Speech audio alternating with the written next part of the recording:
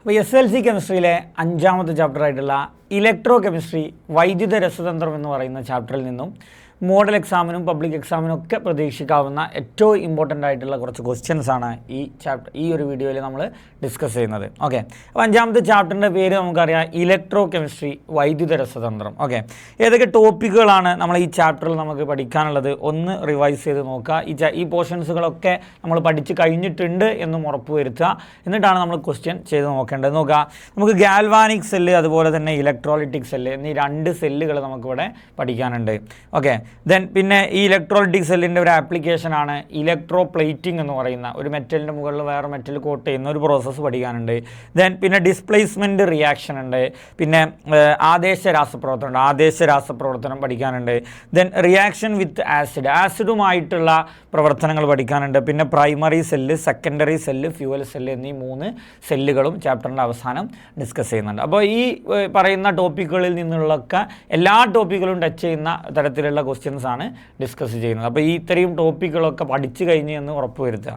Okay, അപ്പോൾ നമ്മൾ ആദ്യത്തെ ടോപ്പിക്കിലേക്ക് പോവാണ്. നോക്കാം, during the electrolysis of NaCl solution. Okay, അപ്പോൾ ഇലക്ട്രോളിറ്റിക് സെല്ല് എന്ന് പറയുന്ന വൈദ്യുത വിശ്ലേഷണ സെല്ല് എന്ന് പറയുന്ന സെല്ലിൽ നിന്നുള്ളൊരു ചോദ്യമാണ്. നോക്കി, സോഡിയം ക്ലോറൈഡ് ലായനിയുടെ വൈദ്യുത വിശ്ലേഷണത്തിൻ്റെ ഫലമായി ആനോഡിൽ ലഭിക്കുന്ന ഉൽപ്പന്നം ഏത്? അപ്പോൾ നമുക്കറിയാം, സോഡിയം ക്ലോറൈഡ് ലായനി എടുത്തു കഴിഞ്ഞാൽ, സോഡിയം ക്ലോറൈഡിൻ്റെ ലായനി എടുത്തു കഴിഞ്ഞാൽ അതിലുള്ള അയോണുകളാണ് Na+, Cl-, H+, OH-. ഇത്രയും അയോണുകളാണ് അതിലുണ്ടാവുക. പിന്നെ ഒരു H2O ഉണ്ടാവും. ഓക്കെ, ഇതിൽ ആനോഡിലേക്ക് നോക്കുക, ആനോഡിലേക്ക് അതുപോലെ തന്നെ കാഥോഡിലേക്ക് അട്രാക്ഷൻ ഉണ്ടാവും. ആനോഡിലേക്ക് Cl- വന്ന് ആനോഡിൽ Cl2 ഉണ്ടാവും. കാഥോഡിലേക്ക് H2O വന്ന് കാഥോഡിൽ എന്തുണ്ടാവും? ഹൈഡ്രജൻ ഗ്യാസ് കാഥോഡിൽ ഉണ്ടാവും. ഓക്കെ, അപ്പോൾ ഇതാണ് ഇവിടെ നടക്കുന്ന പ്രോസസ്സ് എന്ന് പഠിച്ചിട്ടുണ്ട്. ഓക്കെ, അപ്പോൾ ഇവിടെ ആനോഡിൽ ഉണ്ടാകുന്ന പ്രൊഡക്റ്റ് ഏതാണ് എന്നുള്ളതാണ് ചോദ്യം. ആനോഡിൽ ഉണ്ടാകുന്ന ഉൽപ്പന്നം നമുക്ക് കിട്ടിയതാണ് Cl2. ഇനി ഉരുകിയ സോഡിയം ക്ലോറൈഡ് ആയാലും സോഡിയം ക്ലോറൈഡിന് അഥവാ മോൾട്ടൺ സോഡിയം ക്ലോറൈഡ് ആയാലും സോഡിയം ക്ലോറൈഡിൻ്റെ ലായനി ആയാലും രണ്ടായാലും അവിടെ ആനോഡിൽ ഉണ്ടാകുന്ന ഉൽപ്പന്നം എപ്പോഴും എന്തുതന്നെയായിരിക്കും? ക്ലോറിൻ ഗ്യാസ് തന്നെയായിരിക്കും. ഏതായിരിക്കും? Chlorine gas. സോ അതാണ് അവിടുത്തെ ആൻസർ വരിക. ഇനി രണ്ടാമത്തെ ചോദ്യത്തിലേക്ക് നോക്കാം. ഗാൽവാനിക് സെല്ലുമായി ബന്ധപ്പെട്ട ഒരു സ്റ്റേറ്റ്മെൻറ്റ് ക്വസ്റ്റ്യൻ ആണ്. ഒന്നാമത്തെ സ്റ്റേറ്റ്മെൻറ്റ് ശ്രദ്ധിക്കുക. Galvanic cell is a device used to produce electrical energy from chemical reactions. Okay, എന്ന് പറഞ്ഞാൽ രാസോർജത്തെ വൈദ്യുതോർജ്ജമാക്കി മാറ്റുന്ന സംവിധാനമാണ് ഗാൽവാനിക് സെല്ല്. ഓക്കെ, അത് കൃത്യമായ ഒരു സ്റ്റേറ്റ്മെൻ്റ് ആണ്. നമുക്കറിയാം, ഗാൽവാനിക് സെല്ലിൽ നടക്കുന്ന ഊർജ്ജമാറ്റം നമ്മൾ പഠിച്ചതാണ്. ഒരു മാർക്കിന് ചോദിക്കും. രാസോർജ്ജം വൈദ്യുതോർജ്ജമായി മാറുന്നു, കെമിക്കൽ എനർജി ഇലക്ട്രിക്കൽ എനർജി ആയിട്ട് മാറുന്നു. ഓക്കെ, ഇനി രണ്ടാമത്തെ സ്റ്റേറ്റ്മെൻറ്റ് നോക്കുക. പ്രസ്താവന: ഗാൽവാനിക് സെല്ലുകളിൽ ഓക്സീകരണം കാഥോഡിലും നിരോക്സീകരണം ആനോഡിലുമാണ്. അതായത് ഓക്സിഡേഷൻ കാഥോഡിൽ. അങ്ങനെയല്ല, എല്ലാ സെല്ലെടുത്താലും ആനോഡിലായിരിക്കും എന്ത് നടക്കുക? ഓക്സിഡേഷൻ നടക്കുക.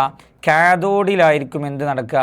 റിഡക്ഷൻ നടക്കുക. അപ്പോൾ ഇവിടെ തന്ന രണ്ടാമത്തെ സ്റ്റേറ്റ്മെൻറ്റ് തെറ്റാണ്. കാരണം ഓക്സീകരണം കാഥോഡിൽ എന്നാണ് പറഞ്ഞത്. ഇല്ല, കാഥോഡിൽ നടക്കുകയാണ് നിരോക്സീകരണമാണ്. അപ്പോൾ പ്രസ്താവന 2 തെറ്റാണ്. അപ്പോൾ ഇതിൻ്റെ കറക്റ്റായിട്ടുള്ള ഓപ്ഷൻ നമുക്ക് തിരഞ്ഞെടുക്കാം. പ്രസ്താവന 1 ശരിയാണ്, എന്നാൽ പ്രസ്താവന 2 തെറ്റാണ്. ഓക്കെ, അത് ശരിയല്ല. ഓക്കെ, അപ്പോൾ ഇതാണ് അതിൻ്റെ ആൻസർ വരേണ്ടത്. അപ്പോൾ ഗാൽവാനിക് സെൽ ഉണ്ടാക്കാൻ നമ്മൾ ഉപയോഗിക്കുന്ന 2 മെറ്റലുകളിൽ ഒന്ന് ആനോഡായിരിക്കും, ഒന്ന് കാഥോഡായിരിക്കും. ആനോഡിൽ എപ്പോഴും നടക്കുക ഓക്സിഡേഷൻ ആയിരിക്കും, കാഥോഡിൽ എപ്പോഴും നടക്കുക നിരോക്സീകരണം അഥവാ റിഡക്ഷൻ ആയിരിക്കും കാഥോഡിൽ എപ്പോഴും നടന്നിട്ടുണ്ടാവുക. ഓക്കെ, ഇനി മൂന്നാമത്തെ ചോദ്യത്തിലേക്ക് നോക്കുക. Which of the following metal can displace a zinc metal from its solution? Okay, zinc എന്ന് പറയുന്ന മെറ്റലിൻ്റെ ഒരു സൊല്യൂഷൻ, ഒരു എക്സാമ്പിൾ ശ്രദ്ധിക്കുക. സിങ്കിൻ്റെ സൊല്യൂഷനായിട്ട് ZnSO4 എടുത്തു. ഓക്കെ, ആ ZnSO4 എന്ന് പറയുന്ന സൊല്യൂഷനിൽ നിന്ന് ഈ സിങ്കിനെ ഡിസ്പ്ലേസ് ചെയ്യാൻ കഴിയുന്ന മെറ്റൽ ഈ താഴെ തന്നതിൽ ഏതാണ്? അപ്പോൾ ഒറ്റ കാര്യം നോക്കേണ്ടത്. നോക്കി, ഇപ്പോൾ നമ്മൾ റിയാക്ടിവിറ്റി സീരീസ് പഠിച്ചിട്ടുണ്ടാവും. Potassium, sodium, calcium, magnesium, aluminium, zinc. പിന്നെ അയൺ നിക്കൽ ഇങ്ങനെ വരും. ഈ സിങ്കിനേക്കാൾ റിയാക്ടിവിറ്റി കൂടിയ മെറ്റൽസിന് മാത്രമേ സിങ്കിനേക്കാൾ റിയാക്ടിവിറ്റി കൂടിയ മെറ്റൽസിന് മാത്രമേ എന്ത് ചെയ്യാൻ പറ്റുള്ളൂ, ഈ സിങ്കിനെ എന്ത് ചെയ്യാൻ പറ്റുള്ളൂ, ഡിസ്പ്ലേസ് ചെയ്യാൻ പറ്റുള്ളൂ, ആദേശം ചെയ്യാൻ എന്ത് ചെയ്യുള്ളൂ പറ്റുള്ളൂ. അപ്പോൾ ഇവിടെ സിങ്കിനേക്കാൾ റിയാക്ടിവിറ്റി കൂടിയ ഒരു മെറ്റൽ മാത്രമേ ഓപ്ഷനിൽ തന്നിട്ടുള്ളൂ. അതേതാണ്? Magnesium. So the answer is magnesium. Okay, അപ്പോൾ ശ്രദ്ധിക്കുക, ഒരു ലായനിയിൽ നിന്ന് ഒരു സൊല്യൂഷനിലുള്ള ഒരു ലായനിയിലുള്ള മെറ്റലിനെ ഡിസ്പ്ലേസ് ചെയ്യാൻ, ആദേശം ചെയ്യാൻ എല്ലാ ലോഹങ്ങൾക്കും കഴിയൂല. ആ ലായനിയിലുള്ള ലോഹത്തിനേക്കാൾ ക്രിയാശീലം റിയാക്ടിവിറ്റി കൂടിയ മെറ്റലിന് മാത്രമേ കഴിയുള്ളൂ. അപ്പോൾ ഇവിടെ സിൽവർ, കോപ്പർ, ലെഡ് ഇതൊക്കെ സിങ്കിനേക്കാൾ ക്രിയാശീലം കുറഞ്ഞ ആളുകളാണ്. എന്നാൽ മെഗ്നീഷ്യത്തിന് സിങ്കിനേക്കാൾ ക്രിയാശീലം കൂടുതലായതുകൊണ്ട് അവിടെ മെഗ്നീഷ്യമാണ് എന്ത് ചെയ്യുക, അതിന് ആദേശം ചെയ്യുന്നതെന്ന് പഠിച്ചു. റെഡി. ഇനി നാലാമത്തെ ക്വസ്റ്റ്യൻ നോക്കാം. കറക്റ്റ് സ്റ്റേറ്റ്മെൻറ്റ് ആണ് ചോദിച്ചിട്ടുള്ളത്. അപ്പോൾ ഇതിൽ ഓരോ സ്റ്റേറ്റ്മെൻറ്റ് ഇങ്ങനെ വായിച്ചു നോക്കട്ടോ. വൈദ്യുതോർജ്ജം രാസോർജ്ജമായി മാറുന്ന പ്രക്രിയയാണ് വൈദ്യുത വിശ്ലേഷണം എന്ന് പറഞ്ഞാൽ ഇലക്ട്രോളിറ്റിക് സെല്ലിൽ ഇലക്ട്രോളിസിസ് എന്ന് പറഞ്ഞാൽ അവിടെ ഇലക്ട്രിക്കൽ എനർജി കെമിക്കൽ എനർജിയായി മാറുന്നു. ഇത് കറക്റ്റ് സ്റ്റേറ്റ്മെൻ്റ് ആണ്. കാരണം എന്താ, നമ്മൾ ഗാൽവാനിക് സെല്ല് പറഞ്ഞല്ലോ, അവിടെ കെമിക്കൽ എനർജി ഇലക്ട്രിക്കൽ എനർജി ആവുന്നു, ഇവിടെ ഇലക്ട്രിക്കൽ എനർജി എന്താവുന്നു, കെമിക്കൽ എനർജി ആയിട്ട് മാറുന്നു. ഇനി during electrolysis cation moves in to anode. Cation ആനോഡിലേക്ക് മൂവ് ചെയ്യും. അപ്പോൾ ഇവിടെ പഠിച്ചു വെക്കേണ്ടത്, ഈ ഇലക്ട്രോളിറ്റിക് സെല്ലിൽ നോക്കുക, ഇലക്ട്രോളിറ്റിക് സെല്ലിൽ ആനോഡിൻ്റെ ചാർജ് എന്ന് പറയുന്നത് പോസിറ്റീവാണ്. Okay, കാഥോഡിനാണ് negative. കാറ്റയോൺ എന്ന് പറയുന്നത് പോസിറ്റീവ് ചാർജുള്ള അയോണുകളെയാണ് നമ്മൾ കാറ്റയോൺ എന്ന് പറയാം. കാറ്റയോൺ നെഗറ്റീവ് ചാർജ് ഉള്ളതിന് ആനയോൺസ് എന്ന് പറയും. ഓക്കെ, അപ്പോൾ ഈ പോസിറ്റീവ് ചാർജുള്ള കാറ്റയോൺ പോസിറ്റീവ് ചാർജുള്ള ആനോഡിലേക്ക് പോകുമെന്നാണ് സ്റ്റേറ്റ്മെൻറ്റ്. അത് തെറ്റാണ്. പോസിറ്റീവ് ചാർജുള്ള കാറ്റയോൺ പോകേണ്ടത് നെഗറ്റീവ് ചാർജുള്ള ഏതിലേക്കാണ്, കാഥോഡിലേക്കാണ്. ഏതിലേക്കാണ്, കാഥോഡിലേക്ക്. അപ്പോൾ ഇത് തെറ്റാണ്. റെഡി. അപ്പോൾ രണ്ടാമത്തെ സ്റ്റേറ്റ്മെൻറ്റ് തെറ്റാണ്. മൂന്നാമത്തെ സ്റ്റേറ്റ്മെൻറ്റ് നോക്കി, ജലത്തിനെ ഇലക്ട്രോളിസിസ് വൈദ്യുത വിശ്ലേഷണം നടത്തുമ്പോൾ കാഥോഡിൽ ഹൈഡ്രജൻ ഉണ്ടാകുന്നു. നോക്കി കാഥോഡിൻ്റെ ചാർജ് നമ്മളിവിടെ പറഞ്ഞു. കാഥോഡിൻ്റെ ചാർജ് എന്താണ്, നെഗറ്റീവ്. ഹൈഡ്രജൻ്റെ ചാർജ് പോസിറ്റീവ് +1 ആയതുകൊണ്ട് ഹൈഡ്രജൻ കാഥോഡിലേക്ക് വരും. അങ്ങനെ കാഥോഡിൽ ഹൈഡ്രജൻ ഉണ്ടാകും. ജലത്തിന് വൈദ്യുത വിശ്ലേഷണം നടത്തിയാൽ കിട്ടുന്ന 2 ഉൽപ്പന്നങ്ങളാണ്, ഒന്ന് ഹൈഡ്രജനും ഒന്ന് ഓക്സിജനും. അതിൽ ഹൈഡ്രജൻ കാഥോഡിലാണ് കിട്ടുക, ഓക്സിജൻ ആനോഡിലാണ് കിട്ടുക. അപ്പോൾ അത് കൃത്യമായി പഠിച്ചു വെക്കണം. ഹൈഡ്രജനും ഓക്സിജൻ ഉണ്ടാകുമെന്ന് നമുക്കറിയാം, എവിടെ ഉണ്ടാകും എന്നുള്ളതും കൂടി കൃത്യമായി പഠിച്ചു വെക്കണം. അപ്പോൾ ഹൈഡ്രജൻ എവിടെ ഉണ്ടാകുന്നു, ഹൈഡ്രജൻ കാഥോഡിൽ. ഓക്സിജൻ എവിടെ ഉണ്ടാകുന്നു, ഓക്സിജൻ ആനോഡിൽ ഉണ്ടാകുന്നു. ഓക്കെ, അപ്പോൾ ഈ സ്റ്റേറ്റ്മെൻറ്റ് കാഥോഡിൽ ഹൈഡ്രജൻ ഉണ്ടാകുന്നു എന്ന് പറയുന്ന മൂന്നാമത്തെ സ്റ്റേറ്റ്മെൻറ്റ് കറക്റ്റാണ്. നാലാമത്തെ നോക്കി, during electrolysis of molten NaCl. ഇവിടെ നേരത്തെ നമ്മൾ പറഞ്ഞത് NaClൻ്റെ സൊല്യൂഷൻ ആയിരുന്നെങ്കിൽ ഇവിടെ ഈ സ്റ്റേറ്റ്മെൻറ്റിൽ പറയുന്നത് ഉരുകിയ സോഡിയം ക്ലോറൈഡ്. ഉരുകിയ സോഡിയം ക്ലോറൈഡിൽ 2 അയോണുകൾ ഉണ്ടാവും, Na+ഉം Cl-. നേരത്തെ നമ്മൾ പറഞ്ഞു ഈ Cl- നേരെ ആനോഡിലേക്ക് പോകും. ആനോഡിൽ എന്തുണ്ടാവും, Cl2 ഉണ്ടാവും. അപ്പോൾ ഇവിടെ പറഞ്ഞത് കാഥോഡിൽ, അപ്പോൾ പിന്നെ ബാക്കി ഒരൊറ്റ Na+ മാത്രമേ ഉള്ളൂ. ഈ Na+ ആണ് നേരെ എവിടെ പോവുക, കാഥോഡിലേക്ക് പോവുക. അങ്ങനെ കാഥോഡിൽ എന്തുണ്ടാവും, സോഡിയം ഉണ്ടാവും കാഥോഡിൽ. പക്ഷേ ഇവിടെ തന്നത് എന്തുണ്ടാവും എന്നാണ്, ഹൈഡ്രജൻ ഉണ്ടാവും എന്നാണ്. അപ്പോൾ അത് തെറ്റാണ്. അപ്പോൾ നാലാമത്തെ സ്റ്റേറ്റ്മെൻറ്റ് എന്താണ്, തെറ്റാണ്. നോക്കാം, സോഡിയം ക്ലോറൈഡിൻ്റെ ജലീയ ലായനിയെ അഥവാ അതിൻ്റെ അക്വസ് സൊല്യൂഷനെ ഇലക്ട്രോളിസിസ് നടത്തുമ്പോൾ കാഥോഡിൽ ഹൈഡ്രജനാണ് ഉണ്ടാവുക. അത് കറക്റ്റാണ്. പക്ഷേ ഇവിടെ മോൾട്ടൺ അല്ലെങ്കിൽ ഉരുകിയത് എന്ന് തന്നതുകൊണ്ട് അവിടെ കാഥോഡിൽ ഉണ്ടാവുക ആരാണ്, അത് സോഡിയമാണ്. അപ്പോൾ നിർബന്ധമായിട്ടും ശ്രദ്ധിക്കേണ്ട പോയിന്റുകളാണ്, ശ്രദ്ധിച്ചോളി. ആനോഡിൽ എപ്പോഴും, അത് ഉരുകിയതാണെങ്കിലും ലായനിയാണെങ്കിലും ആനോഡിൽ എപ്പോഴും എന്തുണ്ടാവുന്നു, Cl2 ഉണ്ടാവുന്നു. ഇനി ഉരുകിയതാണെങ്കിൽ കാഥോഡിൽ സോഡിയം ഉണ്ടാവുന്നു, ലായനിയാണെങ്കിൽ കാഥോഡിൽ ആരുണ്ടാവുന്നു, ഹൈഡ്രജൻ ഉണ്ടാവുന്നു. കൃത്യമായിട്ട് പഠിച്ചിരിക്കുക. ഓക്കെ, അപ്പോൾ ഇതാണ് ആ ഒരു ഭാഗത്തു നിന്നുള്ള ക്വസ്റ്റ്യൻ. ഇനി മറ്റ് അഞ്ചാമത്തെ ഒരു ചോദ്യം നോക്കുക. Fuel cells are used in Apollo space programmes എന്ന് പറയുന്നുണ്ട്. ചാപ്റ്ററിൻ്റെ ഏറ്റവും അവസാനം പറയുന്ന ഹൈഡ്രജൻ, മീഥൈൻ, മെത്തനോളിനൊക്കെ യൂസ് ചെയ്തിട്ട് ഉപയോഗിക്കുന്ന ഫ്യൂവൽ സെല്ലുകൾ അപ്പോളോ സ്പേസ് പ്രോഗ്രാംസിൽ ഉപയോഗിക്കുന്നു എന്ന് പറയുന്ന സ്റ്റേറ്റ്മെൻറ്റ് അവിടെ തന്നെയാണ് മെയിനായിട്ട് ഫ്യൂവൽ സെല്ലുകൾ ഉപയോഗിക്കാറുള്ളത്. Okay, then the by product of fuel cell is water. Fuel cell എന്ന് പറയുന്നതിൽ ഉപയോഗിക്കുന്ന ഏറ്റവും പ്രധാനപ്പെട്ട ഒരു ഇന്ധനമാണ് ഹൈഡ്രജൻ. സോ ഹൈഡ്രജനെ കത്തിക്കുമ്പോൾ ഹൈഡ്രജൻ ഓക്സിജനുമായി പ്രവർത്തിച്ചിട്ടുണ്ടാകുന്ന ഒരു വാതകമാണ് ഒരു പ്രൊഡക്റ്റ്, ഒരു ഉൽപ്പന്നമാണ് H2O അഥവാ ജലം എന്ന് പറയുന്നത്. അതാണ് ആസ്ട്രോനട്സ് ബഹിരാകാശ യാത്രികരൊക്കെ എന്തായിട്ട് ഉപയോഗിക്കാറുള്ളത്, കുടിവെള്ള പർപ്പസിന്, ഡ്രിങ്കിങ് പർപ്പസിന് ഉപയോഗിക്കാറുള്ളത് എന്നുള്ള 2 സ്റ്റേറ്റ്മെൻറ്റുകൾ തരുന്നു. സിമ്പിളായിട്ട് മനസ്സിലാക്കുക, ഈ 2 സ്റ്റേറ്റ്മെൻറ്റുകളും എന്താണ്, ശരിയാണ്. ഓക്കെ, അപ്പോൾ ആ രണ്ട് സ്റ്റേറ്റ്മെൻറ്റുകളും ഓർത്ത് വെക്കാം. ഇനി ആറാമത്തെ ചോദ്യം നോക്കാം. Consider A displacement reaction given below. ഒരു ഡിസ്പ്ലേസ്മെൻറ്റ് റിയാക്ഷനാണ് തന്നിട്ടുള്ളത്. ഓക്കെ, നോക്കട്ടോ. ഒരു സൊല്യൂഷൻ ഉണ്ട്. ഏതാണ് സൊല്യൂഷൻ? CuSO4. ഇതാ CuSO4. ആ സൊല്യൂഷനിലേക്ക് ഇതാ എന്തിനിറക്കി വെക്കുകയാണ്? മെഗ്നീഷ്യത്തിന് ഇറക്കി വെക്കുക. അപ്പോൾ കോപ്പർ സൾഫേറ്റുമായിട്ട് മെഗ്നീഷ്യം റിയാക്ട് ചെയ്യുന്നതിൻ്റെ രാസപ്രവർത്തനത്തിൻ്റെ ആദേശ രാസപ്രവർത്തനത്തിൻ്റെ ഡിസ്പ്ലേസ്മെൻറ്റ് റിയാക്ഷൻ്റെ ഇക്വേഷൻ തന്നിട്ട് ചോദിക്കുകയാണ് which metal is oxidised here. എപ്പോഴും ആർക്കാണ് ഓക്സിഡേഷൻ? റിയാക്ടിവിറ്റി കൂടിയതിന് ഓക്സിഡേഷൻ, ക്രിയാശീലം കൂടിയതിന് ഓക്സിഡേഷൻ. അപ്പോൾ ഇതിൽ കോപ്പറിനേക്കാൾ റിയാക്ടിവിറ്റി കൂടിയ മെഗ്നീഷ്യത്തിനായിരിക്കും എന്ത് നടക്കുക? ഓക്സിഡേഷൻ നടക്കുക. അപ്പോൾ ഓക്സിഡേഷൻ നടന്നതാർക്കാണ്? മെഗ്നീഷ്യത്തിന്. അങ്ങനെയാണെങ്കിൽ ഓക്സീകരണത്തിൻ്റെ ഓക്സിഡേഷൻ്റെ ഇക്വേഷൻ എങ്ങനെ എഴുതും? പറയും Mg gives മെഗ്നീഷ്യത്തിന് ഓക്സിഡേഷൻ നടന്ന് എങ്ങനെ? അത് 2 ഇലക്ട്രോണിനെ കൊടുത്തപ്പോൾ അത് Mg2+ ആയി, ദെൻ 2 ഇലക്ട്രോൺ. ഇതാണ് ഓക്സിഡേഷൻ്റെ ഇക്വേഷൻ വരിക. ഓക്കെ, അപ്പോൾ ആദേശ രാസപ്രവർത്തനം എന്ന് പറയുന്ന ഭാഗത്തിൽ നിന്നുള്ള ഒരു ചോദ്യമാണ്. എല്ലാ മെറ്റലിനും എന്ത് ചെയ്യാൻ പറ്റില്ല? ഡിസ്പ്ലേസ് ചെയ്യാൻ, ആദേശം ചെയ്യാൻ പറ്റില്ല എന്ന് നമ്മൾ പറഞ്ഞു. ഒരു റിയാക്ടിവിറ്റി കൂടിയ മെറ്റലിന് കുറഞ്ഞ മെറ്റലിനെ മാത്രമേ എന്ത് ചെയ്യാൻ പറ്റുള്ളൂ? ഡിസ്പ്ലേ. അപ്പോൾ കോപ്പറിനേക്കാൾ റിയാക്ടിവിറ്റി കൂടുതലാണ് മെഗ്നീഷ്യത്തിന്. അപ്പോൾ മെഗ്നീഷ്യം ഡിസ്പ്ലേസ് ചെയ്യും. അതിൻ്റെ ഇക്വേഷൻ തന്നിട്ട് നമ്മളോട് ചോദിക്കുകയാണ് ഇതിൽ ആർക്കാണ് ഓക്സിഡേഷൻ. അത് എപ്പോഴും നിങ്ങൾ മനസ്സിലാക്കി വെക്കുക. റിയാക്ടിവിറ്റി ക്രിയാശീലം കൂടിയതിന് എപ്പോഴും എന്തായിരിക്കും? ഓക്സിഡേഷൻ ആയിരിക്കും. ഓക്കെ, അപ്പോൾ അത് ഓർത്തിരിക്കുക. ഇതിൻ്റെ ഏഴാമത്തെ ചോദ്യം നോക്കാം. The electric current is produced as A result. അപ്പോൾ ഒരു ഗാൽവാനിക് സെല്ലിൽ റിഡോക്സ് മീൻസ് ഓക്സീകരണവും നിരോക്സീകരണവും ഇത് രണ്ടും നടന്നിട്ടാണ് എന്തുണ്ടാവുന്നത്? ഒരു ഗാൽവാനിക് സെല്ലിൽ വൈദ്യുതി ഉണ്ടാകുന്നത് എന്നാണ് ഒരു സ്റ്റേറ്റ്മെൻറ്റ് പറഞ്ഞിട്ട് ചോദിക്കുകയാണെങ്കിൽ ഡാനിയൽ സെല്ലിൻ്റെ ചിത്രം വരയ്ക്കാനാണ് ക്വസ്റ്റ്യൻ. ഡാനിയൽ സെല്ലിൻ്റെ ഡയഗ്രാം വരയ്ക്കാനാണ് ക്വസ്റ്റ്യൻ. അപ്പോൾ എന്താണ് ഈ ഡാനിയൽ സെല്ല്? അല്ലേ, ഡാനിയൽ സെല്ല് എന്ന് പറയുന്നത് ഒരു ഗാൽവാനിക് സെല്ലാണ്. പക്ഷെ നമുക്കിങ്ങനെ ഒരു കൺഫ്യൂഷൻ ഉണ്ടാവും. ഒരു ഗാൽവാനിക് സെല്ല് കൺസ്ട്രക്ട് ചെയ്യാൻ വേണ്ടത് 2 ലോഹങ്ങളാണ്, 2 മെറ്റലാണ്.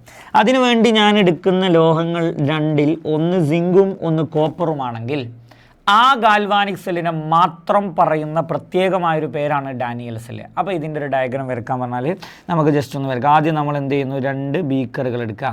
ഓക്കെ, അപ്പോൾ ആദ്യം 2 ബീക്കറുകൾ എടുക്കുന്നുണ്ട്. ശ്രദ്ധിക്കുക, 2 ബീക്കറുകൾ എടുക്കുക. ഓക്കെ, ദെൻ ഇനി ഒന്നാമത്തെ ബീക്കറിൽ നമ്മൾ ആദ്യം എടുക്കുന്ന ലോഹം സിങ്ക് ആയതുകൊണ്ട് അതിൻ്റെ സൊല്യൂഷനായ ZnSO4 എടുക്കുന്നു. ഓക്കെ, രണ്ടാമത്തതിൽ Cu ആയതുകൊണ്ട് CuSO4 രണ്ടാമത്തതിൽ എടുക്കുന്നു. ഓക്കെ, അപ്പോൾ 2ലും ഞാനിപ്പോൾ എന്തെടുത്തു? സൊല്യൂഷൻ എടുത്തു. ഓക്കെ, 2ലും ഒന്നിൽ ZnSO4, ഒന്നിൽ CuSO4. ഇനി ഒന്നാമത്തെ ബീക്കറിലേക്ക് ശ്രദ്ധിക്കുക. ഒന്നാമത്തെ ബീക്കറിലേക്ക് ഞാൻ ഒരു ഇലക്ട്രോഡ് ഇറക്കി വെക്കും. ഒരു ഇലക്ട്രോഡ് ഇതിലേക്ക് ഇറക്കി വെക്കും. രണ്ടാമത്തെ ബീക്കറിലേക്കും ഞാൻ എന്ത് ചെയ്യും? ഒരു ഇലക്ട്രോഡിനെ ഇറക്കി വെക്കും. ഇതാ അങ്ങനെ 2 ഇലക്ട്രോഡുകൾ. ഇനി ഇത് ഏതാണ് എന്നും കൃത്യമായിട്ട് എഴുതി വെക്കണം. ഇത് Zn ആണ്, ഇത് എന്തായിരിക്കണം? Cu ആയിരിക്കണം. അപ്പോൾ ZnSO4ലേക്ക് Zn ഇറക്കി വെക്കണം, CuSO4ലേക്ക് Cu ഇറക്കി വെക്കണം നിർബന്ധമായിട്ടും. എന്നിട്ട് ഈ 2 ഇലക്ട്രോഡുകളെ തമ്മിൽ നമ്മളൊരു വോൾട്ട് മീറ്ററുമായിട്ട് എന്ത് ചെയ്യുക? ജസ്റ്റ് ഒന്ന് കണക്ട് ചെയ്യുക. നമുക്ക് വൈദ്യുതി കിട്ടുന്നതൊക്കെ ഒന്ന് മെഷർ ചെയ്യാൻ വേണ്ടിയിട്ടുള്ള വോൾട്ട് മീറ്റർ ഓർ ഗാൽവനോമീറ്ററും കണക്ട് ചെയ്യാവുന്നതാണ്. ഇനി ശ്രദ്ധിക്കേണ്ടത് ഈ 2 ബീക്കറുകളെ തമ്മിൽ കണക്ട് ചെയ്തുകൊണ്ട് ഇവിടെ ഇങ്ങനെ ഒരു ആൾ വേണം. ഇതിൻ്റെ പേരാണെന്ത്? Salt bridge. എന്താണ് പേര്? Salt bridge. Salt bridge. അപ്പോൾ ഇതാണ് ഇതിൻ്റെ ചിത്രം. ഏത് ഗാൽവാനിക് സെല്ല് ചോദിച്ചാലും അതിൻ്റെ ഡയഗ്രാം വരയ്ക്കാൻ അറിയണം. ഏത് മെറ്റലാണോ ഉപയോഗിക്കാൻ പറഞ്ഞത് ആ മെറ്റലിൻ്റെ 2 സൊല്യൂഷൻ ആദ്യം ബീക്കറിലെടുക്കുക. ആ സൊല്യൂഷനിലേക്ക് ആ മെറ്റൽ തന്നെ ഇറക്കി വെക്കുക. എന്നിട്ട് എന്ത് ചെയ്യുക? ആ 2 മെറ്റലുകളെ വോൾട്ട് മീറ്റർ ഗാൽവനോമീറ്ററുമായിട്ട് കണക്ട് ചെയ്യുക. പിന്നെ 2 ബീക്കറുകൾ തമ്മിൽ നമ്മൾ സാൾട്ട് ബ്രിഡ്ജിൻ്റെ ഒരു കണക്ഷനും കൊടുക്കുക. അപ്പോൾ ഇതാണ് അതിൻ്റെ ചിത്രം വരിക. ഇനി ഇതിൽ വൈദ്യുത പ്രവാഹത്തിൻ്റെ ദിശ അടയാളപ്പെടുത്താൻ പറഞ്ഞിട്ടുണ്ട്. അപ്പോൾ നിങ്ങൾ എപ്പോഴും ശ്രദ്ധിക്കേണ്ടത് ഗാൽവാനിക് സെല്ലിൽ എപ്പോഴും 2 മെറ്റലാണ് ഉണ്ടാവുക. അതിൽ റിയാക്ടിവിറ്റി കൂടിയ മെറ്റൽ ഇലക്ട്രോണിനെ കൊടുക്കും. അതിനായിരിക്കും ഓക്സിഡേഷൻ. അതായിരിക്കും എന്ത്? ആനോഡ്. അപ്പോൾ റിയാക്ടിവിറ്റി കുറഞ്ഞ മെറ്റൽ ഇലക്ട്രോണിനെ സ്വീകരിക്കും. അതിനായിരിക്കും നിരോക്സീകരണം. അതായിരിക്കും എന്ത്? കാഥോഡ്. ഓക്കെ, അപ്പോൾ എപ്പോഴും ഇങ്ങോട്ട് നോക്കി, എപ്പോഴും ഇലക്ട്രോണിനെ കൊടുക്കുകയാണ് ആര്? ആനോഡ്. ഓക്കെ, എപ്പോഴും ഇലക്ട്രോണിനെ വാങ്ങുകയാണ് ആര്? കാഥോഡ്. അപ്പോൾ ഇലക്ട്രോണുകൾ വരുന്നത് എപ്പോഴും എവിടുന്ന് എവിടേക്കായിരിക്കും? ആനോഡിൽ നിന്ന് കാഥോഡിലേക്കായിരിക്കും ഇലക്ട്രോണുകൾ വരിക. ഇലക്ട്രോണുകൾ എപ്പോഴും ആനോഡിൽ നിന്ന് കാഥോഡിലേക്കാണ് ഇലക്ട്രോണുകൾ വരിക. ഓക്കെ, ഇനി ആനോഡിൽ നിന്ന് കാഥോഡിലേക്ക്, ആനോഡ് നമുക്കറിയാം ആനോഡ് റിയാക്ടിവിറ്റി കൂടിയതാ. അപ്പോൾ ഇതിലെ ആനോഡ് ആരാ? സിങ്കാണ്. ഇതിലെ കാഥോഡ് ആരാ? കോപ്പറാണ്. ഇലക്ട്രോൺ എപ്പോഴും ആനോഡിൽ നിന്ന് കാഥോഡിലേക്കാണ്. അപ്പോൾ അതൊന്ന് പ്രവാഹദിശ അടയാളപ്പെടുത്താൻ പറയുമ്പോൾ നമ്മൾ ജസ്റ്റ് ഇവിടെ ഇങ്ങനെ ഒരു ഇതിട്ട് കൊടുക്കുന്നു. റെഡി. അങ്ങനെ ഒരു ആരോ മാർക്ക് കൊടുക്കുന്നു. ഇങ്ങനെയാണ് ഇലക്ട്രോണുകൾ പ്രവഹിക്കുക ഈ ഒരു ദിശയിലേക്ക് കേട്ടോ. സിങ്കിൽ നിന്ന് കോപ്പറിലേക്കാണ് ഇലക്ട്രോണുകൾ പ്രവഹിക്കുക. അപ്പോൾ ഗാൽവാനിക് സെല്ലുമായി ബന്ധപ്പെട്ട കാര്യങ്ങളാണ് ഈ ഒരു ക്വസ്റ്റ്യനിൽ എന്ത് ചെയ്യുന്നത് ഡിസ്കസ് ചെയ്യുന്നത്. അടുത്ത ചോദ്യം നോക്കി.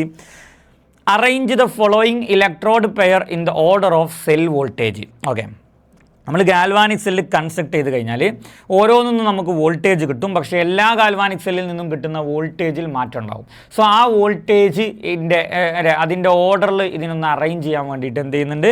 പറയുന്നുണ്ട്. അപ്പോൾ കൃത്യമായിട്ട് ഇതെങ്ങനെ കണ്ടെത്തും എന്നുള്ളതാണ് പറയാൻ പോകുന്നത്. ശ്രദ്ധിക്കുക കേട്ടോ. ഓക്കെ, അപ്പോൾ ആദ്യം നമ്മളെ ക്രിയാശീല ശ്രേണി ഒന്ന് പറയണം കേട്ടോ. ക്രിയാശീല ശ്രേണി ഞാനൊന്ന് എഴുതുന്നുണ്ട്. ശ്രദ്ധിക്കുക. ഫസ്റ്റ് വൺ പൊട്ടാസ്യമാണ്, പിന്നെ സോഡിയം ഉണ്ട്, calcium, magnesium, aluminium, zinc, iron, nickel, tin, lead, hydrogen, copper, mercury. Okay, then silver, then gold. ഇതാണ് നമ്മുടെ ക്രിയാശീല ശ്രേണി എന്ന് പറയുന്നത്. Okay, silver, gold. ഓക്കെ, അപ്പോൾ ഇവിടെ നോക്കാം. ഓരോ ഗാൽവാനിക് സെൽ എടുത്ത് നോക്കുക. അപ്പോൾ ആദ്യം ഞാൻ ഒന്നാമത്തെ അലൂമിനിയം കോപ്പർ എടുക്കുക. അപ്പോൾ അതിൻ്റെ ഒരു പൊസിഷൻ ഒന്ന് ജസ്റ്റ് മാർക്ക് ചെയ്യേണ്ടത്. നോക്കി, ഇതാണ് അലൂമിനിയം, പിന്നെ കോപ്പർ അവിടെ ഇതാണ് അലൂമിനിയം കോപ്പർ. അപ്പോൾ റിയാക്ടിവിറ്റിയിൽ അത്യാവശ്യം ഡിഫറൻസ് ഉണ്ട്. അലൂമിനിയം കോപ്പറും തമ്മിൽ വലിയ കുഴപ്പമില്ലാത്തൊരു വ്യത്യാസമുണ്ട്. ഓക്കെ, ദെൻ അടുത്തത് കോപ്പറും സിൽവറും എടുക്കുക. കോപ്പറും സിൽവറും നോക്കി, ഇത് കോപ്പറും സിൽവറും കോപ്പർ എന്ന് പറയുന്നത് ഇതാണ്. കോപ്പറും സിൽവറും വലിയൊരു വ്യത്യാസം ഇവർ തമ്മിലില്ല. കോപ്പറും സിൽവറും തമ്മിൽ വലിയൊരു വ്യത്യാസമില്ല. ഓക്കെ, ദെൻ അടുത്ത ഞാൻ എടുക്കുന്നത് നോക്കി, അടുത്തത് മഗ്നീഷ്യവും സിൽവറും അപ്പോൾ മഗ്നീഷ്യം എവിടെയാണ്? സിൽവർ അവിടെ ഇങ്ങനെ താഴെയാണ്. ഇതാണ് സിൽവർ, മഗ്നീഷ്യവും സിൽവറും. ഓക്കെ, ദെൻ അടുത്ത ലാസ്റ്റ് വൺ സിങ്കും കോപ്പറും ലാസ്റ്റ് വൺ ഏതാണ്? സിങ്കും copper. Last one zinc copper. Zinc എവിടെ? സിങ്ക് അവിടെ ഉണ്ട്. സിങ്ക് ഇത് കോപ്പർ കേട്ടോ. അപ്പോൾ ഏറ്റവും കൂടുതൽ വോൾട്ടേജ് തരുന്ന സെല്ല് ഏതാണെന്ന് ചോദിച്ചാൽ ഇതിൽ നിന്ന് കണ്ടുപിടിക്കാൻ വളരെ ഈസി ആയിട്ട് പറ്റും. റിയാക്ടിവിറ്റിയിൽ കൂടുതൽ ഡിഫറൻസ് കാണിക്കുന്ന ആൾക്കാർക്കും വോൾട്ടേജ് കൂടുതൽ. അപ്പോൾ നമുക്ക് എഴുതാൻ പറ്റും ഏതാണ് ഏറ്റവും കൂടുതൽ വോൾട്ടേജ് തരുന്നത്. ഏറ്റവും കൂടുതൽ വോൾട്ടേജ് തരുന്നത് സംശയമില്ല AgMg. ആരാണ്?